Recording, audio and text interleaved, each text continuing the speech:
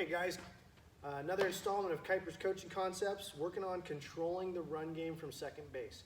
We already went through the daylight play in another video. This one we're going to talk about the timing play.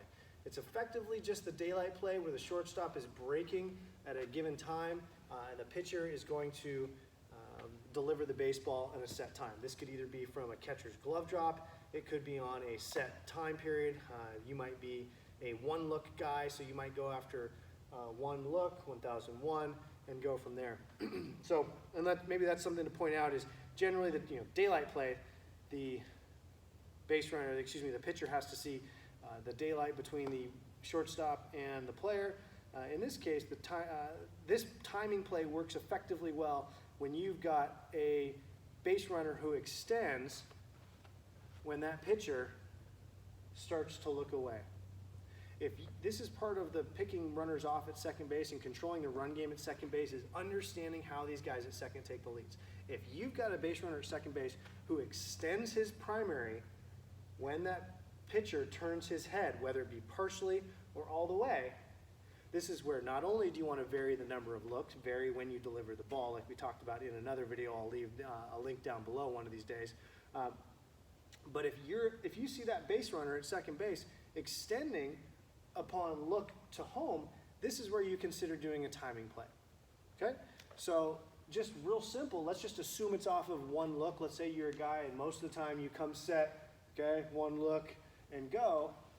Runners key in on that. So this timing play, whether it be glove drop from the catcher or from the shortstop, and in this case, let's just assume it's the shortstop and it's on a 1001 and go. All we're doing is we're going to run a timing play, a pick play. Pick one, okay, you've got better signs than this, but let's just assume pick off, one look. Okay, so I'm going to go ahead and come set, look back, boom, 1001, go. All right, maybe a little better footwork than that. I'm kind of doing it half speed, but if we go ahead and boom, boom, 1001, boom, and now I'm picking that guy off at second base. All right, makes sense? So you can vary the number of looks. You can do pick two looks, or you can just, instead of doing a cadence, you can let the catcher be the eyes. And this is where you might do, maybe it's a glove drop, and it's the pick, glove drop, pick. So catcher gives the signs, right? Take your pitcher takes the set, comes set, looks once, looks into home now, and he's waiting for that catcher to signify that that shortstop broke. And as soon as he sees that glove drop, pitcher wheels, delivers the ball to second base. Okay, so really pretty straightforward. I think there is a place for this, especially where the man on second, the runner on second, is extending his lead upon head turn. So it can be very effective. But I find that there's easier application of these pickoffs with the daylight play as well as the inside spin move. I believe that as a pitcher, you can oftentimes take that into your own control a little bit more. When we're doing these pickoff plays, if you're doing a daylight play, it now involves the shortstop and you. If you're doing an inside spin move, you can do a good inside spin move and get success just on your own without even really needing the shortstop.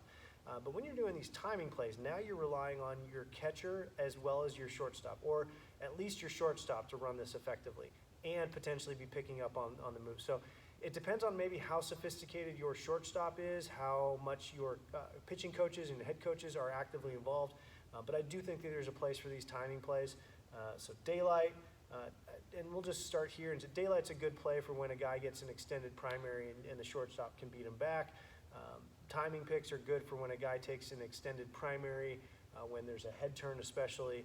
And then the inside spin move are ones for guys who extend on initiate their secondary on lift as opposed to commitment to the plate. So I'll get into that in the next video. Thanks for watching this video on controlling the run game from second and timing plays. If you like it, hit the thumbs up button. Don't forget to subscribe, and I'll try to put the links down to the other videos down below. Thanks, guys.